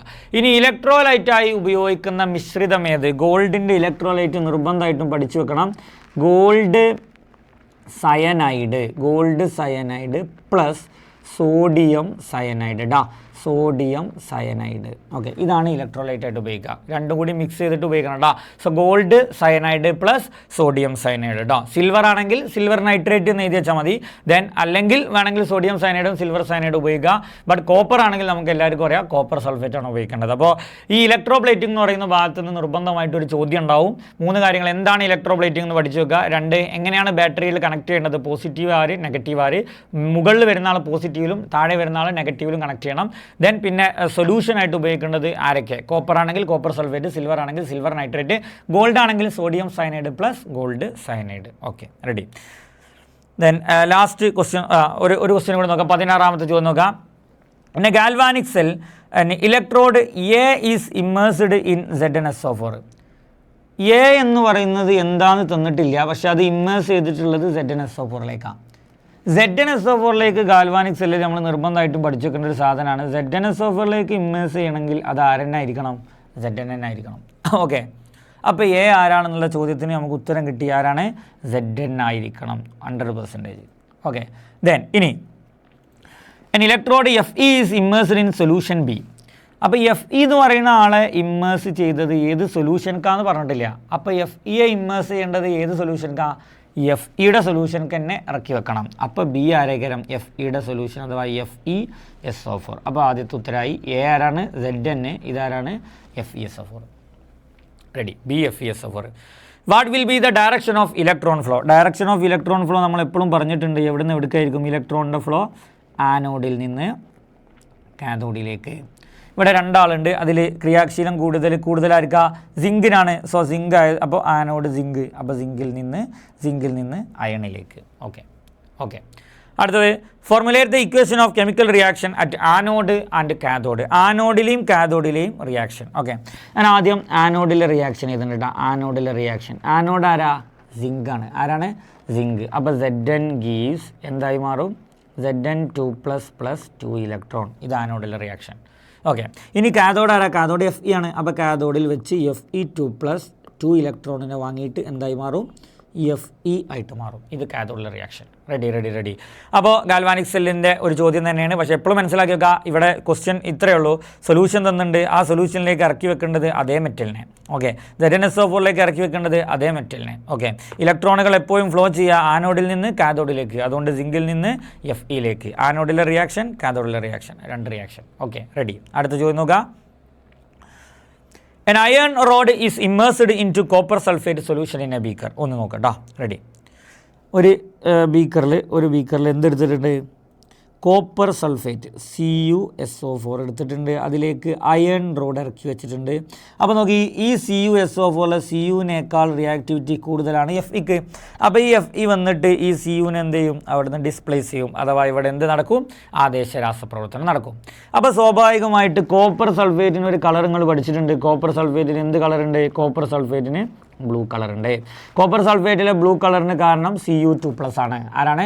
Cu2+. ആ Cu2+ അയോണുകളൊക്കെ എന്തായി മാറും? 2 ഇലക്ട്രോണിനെ വാങ്ങിയിട്ട് Cu ആറ്റമായിട്ട് മാറും. എന്നിട്ട് ആ Cu ആറ്റം നേരെ എവിടെ ഡെപ്പോസിറ്റ് ആവും? Feയുടെ മുകളിൽ ഡെപ്പോസിറ്റ് ആവും. അപ്പോൾ ചുരുക്കി പറഞ്ഞാൽ പതുക്കെ Cu2+ൻ്റെ അളവ് സൊല്യൂഷനിൽ എന്ത് ചെയ്യും? കുറയും. അതുകൊണ്ട് ഇതിൻ്റെ എന്തും കുറയും? ബ്ലൂ കളറും കുറയും, നീല നിറവും കുറയും. ചോദ്യം എന്താ? ഇരുമ്പ് തണ്ടിനും കോപ്പർ സൾഫേറ്റ് ലായനിയുടെ നിറത്തിനുമുണ്ടായ വ്യത്യാസങ്ങൾ എന്ത്? പഠിച്ചു വെച്ചോളി. കോപ്പർ സൾഫേറ്റിൻ്റെ നീല നിറം എന്ത് ചെയ്യുന്നു? കുറയുന്നു. കാരണം Cu2+ൻ്റെ ഗാഢത എന്ത് ചെയ്യുന്നു? കുറയുന്നു. Feക്ക് ഉണ്ടായ മാറ്റം എന്താ വെച്ചാൽ, ഈ Fe എടുത്ത് നോക്കുമ്പോൾ നോക്കി, ഈ Cu2+ ആണ് നേരെ Fe പോണേ. അപ്പോൾ Fe ഇങ്ങനെ എടുത്ത് നോക്കുമ്പോൾ ആ Feൻ്റെ ചുറ്റും ഇങ്ങനെ ആരുണ്ടാവും? Cu ഡെപ്പോസിറ്റ്, കോപ്പർ ഡെപ്പോസിറ്റ് ആയിട്ടുണ്ടാവും. ഓക്കെ, ഇനി ഓക്സീകരണ നിരോക്സീകരണ പ്രവർത്തനങ്ങളുടെ സമവാക്യങ്ങൾ എഴുതുക. നോക്കി, ഓക്സീകരണം ആയിരിക്കും നടക്കുക? ഓക്സീകരണമാണ് ആദ്യം എഴുതുന്നത് കേട്ടോ. ഓക്സീകരണം ആയിരിക്കും നടക്കും? ഓക്സീകരണം ഇതാ റിയാക്ടിവിറ്റി കൂടിയ Feക്ക്. അപ്പോൾ Fe gives Fe2++2 electron. Okay, then നിരോക്സീകരണം നടക്കുക ലായനിയിലുള്ള Cu2+നാണ്. അപ്പോൾ Cu2++2 electron gives Cu. Okay, ഇനി അടുത്ത ഒരു അടിപൊളി ചോദ്യം നോക്കുക. ഇരുമ്പ് ദണ്ടിന് പകരം, ഇപ്പോൾ ഇരുമ്പാണല്ലോ നമ്മൾ ഇറക്കി വെച്ചത് കേട്ടോ. അതിന് പകരം സിൽവർ ദണ്ട് ഇറക്കി വെച്ചാൽ എന്ത് മാറ്റം ഉണ്ടാകും? കാരണം എന്ത്? അപ്പോൾ നോക്കി, ഇതിന് പകരം ഞാൻ ഒരു ദണ്ട് ഇറക്കി വെക്കുകയാണ്. ഏത്? സിൽവറാണ് ഇറക്കി വെച്ചതെന്ന് വിചാരിക്കാം. അപ്പോൾ എന്ത് മാറ്റം ഉണ്ടാകും എന്നുള്ളതാണ് ചോദ്യം. ഒരു മാറ്റം ഉണ്ടാവില്ല. എന്ത് മാറ്റം ഉണ്ടാവും? ഒരു മാറ്റം ഉണ്ടാവില്ല. കാരണം എന്താ? സിൽവർ എന്ന് പറയുന്ന ആൾ ഇതിലുള്ള കോപ്പറിനേക്കാൾ, കോപ്പർ റിയാക്ടിവിറ്റി സീരീസ് വരെ ഹൈഡ്രജൻ, കോപ്പർ, മെർക്കുറി, സിൽവർ. കോപ്പറിൻ്റെ താഴെയാണ് ആര് വരുന്നത്? സിൽവർ വരുന്നത്. അപ്പോൾ ഈ സൊല്യൂഷനിലെ കോപ്പറിനെ ഡിസ്പ്ലേസ് ചെയ്യാൻ മാത്രം റിയാക്ടിവിറ്റി ആർക്കില്ല? സിൽവറിനില്ല. അപ്പോൾ അവിടെ ഡിസ്പ്ലേസ്മെൻറ്റ് നടക്കൂല. ദാറ്റ് മീൻസ് ഒരു മാറ്റവും ഒരു ചേഞ്ചും നടക്കൂല. അപ്പോൾ ഇരുമ്പിന് പകരം സിൽവറാണ് വെക്കുന്നതെങ്കിൽ എന്ത് മാറ്റം എന്ന് ചോദിച്ചാൽ നോ ചേഞ്ച്, ഒരു മാറ്റം ഉണ്ടാവില്ല. കോപ്പർ സൾഫേറ്റിൻ്റെ കളർ കുറയില്ല. സിൽവറുമ്മ കോപ്പർ ഡെപ്പോസിറ്റ് ആവില്ല. ഒന്നും നടക്കില്ല. കാരണം ഇവിടെ റിയാക്ഷൻ തന്നെ നടക്കണില്ല. കാരണം എന്ത് എന്നുള്ളതിന് എന്ത് ആൻസർ ചെയ്യണം? കോപ്പറിനേക്കാൾ റിയാക്ടിവിറ്റി കുറവാണ് ആർക്കുള്ളത്? സിൽവറിന്. ഒരു മെറ്റലിന് വേറൊരു മെറ്റലിനെ ആദേശം ചെയ്യണമെങ്കിൽ സ്വാഭാവികമായിട്ട് അതിനേക്കാൾ റിയാക്ടിവിറ്റി എന്തായിരിക്കണം? കൂടുതലാകാണ് വേണ്ടത്. ഓക്കെ, അപ്പോൾ ഇത്രയും ചോദ്യങ്ങളാണ് നമ്മൾ ഇതിൽ ഏറ്റവും പ്രധാനമായിട്ടും ഡിസ്കസ് ചെയ്തിട്ടുള്ളത്. അപ്പോൾ ഒരുപാട് ഈ ചാപ്റ്ററിൻ്റെ എല്ലാ ഭാഗങ്ങളും കണക്റ്റഡ് ആവുന്ന ഈ ഒരു ഭാഗത്തിലൂടെ നമ്മൾ ക്വസ്റ്റ്യൻസ് ഡിസ്കസ് ചെയ്തിട്ടുണ്ട്. നമ്മൾ ഒന്നും കൂടി ഒന്ന് റിവൈൻഡ് ചെയ്ത് നോക്കാം. തുടക്ക ഭാഗങ്ങളിൽ പറഞ്ഞിട്ടുണ്ട് നമ്മൾ ഏതൊക്കെ ടോപ്പിക്കാണ് ഡിസ്കസ് ചെയ്യാനുള്ളത്. ഗാൽവാനിക് സെല്ല് നമ്മൾ പറഞ്ഞു, കെമിക്കൽ എനർജിയെ ഇലക്ട്രിക്കൽ എനർജി ആക്കുന്നതും അതിൻ്റെ ഡയഗ്രാം വരയ്ക്കുന്ന ക്വസ്റ്റ്യൻസ് പറഞ്ഞു, ഓക്സിഡേഷൻ, റിഡക്ഷൻ, ഇലക്ട്രോണിൻ്റെ ഫ്ലോ, വൈദ്യുതിയുടെ ഫ്ലോ, സാൾട്ട് ബ്രിഡ്ജ് കാര്യങ്ങളൊക്കെ പറഞ്ഞു. ഓക്സിഡേഷൻ റിഡക്ഷൻ്റെ ഇക്വേഷൻ എഴുതുന്നതൊക്കെ അവിടെ ഡിസ്കസ് ചെയ്തു. ഇലക്ട്രോളിറ്റിക് സെല്ല് എന്ന് പറയുന്നത് ഇലക്ട്രിക്കൽ എനർജിയെ കെമിക്കൽ എനർജി ആക്കി മാറ്റുന്ന സെല്ലാണെന്ന് പറഞ്ഞു. ദെൻ അവിടെ മോൾട്ടൺ NaCl NaCl സൊല്യൂഷൻ രണ്ടും, ഉരുകിയ സോഡിയം ക്ലോറൈഡിൻ്റെ ലായനി, മാനോഡിൽ എന്തുണ്ടാവും, കാഥോഡിൽ എന്തുണ്ടാവും, അവിടുത്തെ റിയാക്ഷൻസ് ചെയ്താനുള്ള കാര്യങ്ങളൊക്കെ പറഞ്ഞു. ഇലക്ട്രോപ്ലേറ്റിംഗ് നമ്മൾ ഒരുപാട് ചോദ്യം, ഏറ്റവും ഇമ്പോർട്ടൻ്റ് ആണ് ഇലക്ട്രോപ്ലേറ്റിംഗ്. ഒരുപാട് ചോദ്യങ്ങൾ നമ്മൾ അവിടെ എന്ത് ചെയ്തു പറഞ്ഞിട്ടുണ്ട്. ഇലക്ട്രോപ്ലേറ്റിംഗ് എന്ന് പറഞ്ഞാൽ ഒരു മെറ്റലിൻ്റെ മേലെ വേറെ മെറ്റൽ കോട്ട് ചെയ്യാണ്. അപ്പോൾ പോസിറ്റീവിലാര് നെഗറ്റീവിലാര് ഏതായിരിക്കണം നമ്മുടെ ഇലക്ട്രോലൈറ്റ് എന്നുള്ള കാര്യങ്ങൾ പഠിച്ചു വെക്കണം. ആദേശ രാസപ്രവർത്തനം ഡിസ്പ്ലേസ്മെൻറ്റ് റിയാക്ഷനിൽ നമ്മൾ പറഞ്ഞിട്ടുള്ള എന്താ? ഡിസ്പ്ലേസ്മെൻറ്റ് റിയാക്ഷനിൽ നമ്മൾ പറഞ്ഞു എല്ലാ മെറ്റലിനും എല്ലാവരെയും ഡിസ്പ്ലേസ് ചെയ്യാൻ കഴിയില്ല. ഒരു മെറ്റലിന് അതിനേക്കാൾ റിയാക്ടിവിറ്റി കൂടുതലാണെങ്കിൽ മാത്രമേ അതായത് റിയാക്ടിവിറ്റി കൂടിയ മെറ്റലിന് റിയാക്ടിവിറ്റി കുറഞ്ഞ മെറ്റലിനെ മാത്രമേ എന്ത് ചെയ്യാൻ പറ്റുള്ളൂ? ഡിസ്പ്ലേസ് ചെയ്യാൻ പറ്റുള്ളൂ. ഓക്കെ, പിന്നെ നമ്മൾ റിയാക്ഷൻ വിത്ത് ആസിഡുമായിട്ടുള്ള റിയാക്ഷൻ ഒരു ക്വസ്റ്റ്യൻ ചെയ്തു. എല്ലാ മെറ്റലും ആസിഡിൽ നിന്ന് ഹൈഡ്രജൻ എന്ത് ചെയ്യില്ല? ആദേശം ചെയ്യില്ല. റിയാക്ടിവിറ്റി സീരീസിൽ ഹൈഡ്രജൻ്റെ മുകളിൽ വരുന്ന ആൾക്കാർ മാത്രമേ ആസിഡിൽ നിന്ന് എന്ത് ചെയ്യുള്ളൂ? ഹൈഡ്രജൻ ആദേശം ചെയ്യുള്ളൂ. പിന്നെ നമ്മൾ പ്രൈമറി സെല്ല് ചാർജ് ചെയ്യാൻ പറ്റാത്ത സെല്ലുകളാണ്, സെക്കൻഡറി സെല്ല് ചാർജ് ചെയ്യാൻ പറ്റുന്ന സെല്ലുകളാണ്. ദെൻ ഫ്യൂവൽ സെല്ല്, അതിൻ്റെ എക്സാമ്പിൾ കേട്ടോ, dry cell, button cell, lithium ion, nickel cadmium, lead acid പഠിച്ചു വെക്കാം. ഫ്യൂവൽ സെല്ല് പറഞ്ഞു, ഫ്യൂവൽ സെല്ല് എന്ന് പറഞ്ഞാൽ ഹൈഡ്രജൻ മീഥൈൻ മെത്തനോൾ കത്തിച്ചിട്ട് ഇലക്ട്രിസിറ്റി ഉണ്ടാക്കുന്ന ഒരു സെല്ലാണ്. ഇതിൻ്റെ ഒരു അഡ്വാൻറ്റേജ് കൂടി പഠിച്ചു വെക്കണ്ടോ? ഹൈ എഫിഷ്യൻ്റ് ആയിട്ടുള്ള ഉയർന്ന കാര്യക്ഷമതയോട് കൂടിയ വൈദ്യുതി ഉൽപ്പാദിപ്പിക്കുന്നു എന്നുള്ളത് അതിൻ്റെ ഒരു അഡ്വാൻറ്റേജ് ആണ്. അപ്പോൾ ഇലക്ട്രോ കെമിസ്ട്രി വൈദ്യുത രസതന്ത്രം എന്ന് പറയുന്ന ചാപ്റ്ററിലെ എല്ലാ ടോപ്പിക്കുകളും കവർ ആവുന്ന വളരെ അടിപൊളിയായിട്ടുള്ള ചോദ്യങ്ങളാണ് ചെയ്തിട്ടുള്ളത്. അപ്പോൾ ഇത്തരം ചോദ്യങ്ങളൊക്കെ ചെയ്തുകൊണ്ട് വരുന്ന മോഡൽ എക്സാമിനും പബ്ലിക് എക്സാമിനൊക്കെ നല്ല രീതിയിൽ നല്ല മാർക്ക് കിട്ടണം. ഇനി നമുക്ക് 2 ചാപ്റ്ററിലെ ക്വസ്റ്റ്യൻസ് കൂടി ചെയ്യാനുണ്ട്. സോ നമുക്ക് അടുത്ത വീഡിയോയിൽ കാണാം. Okay, thank you.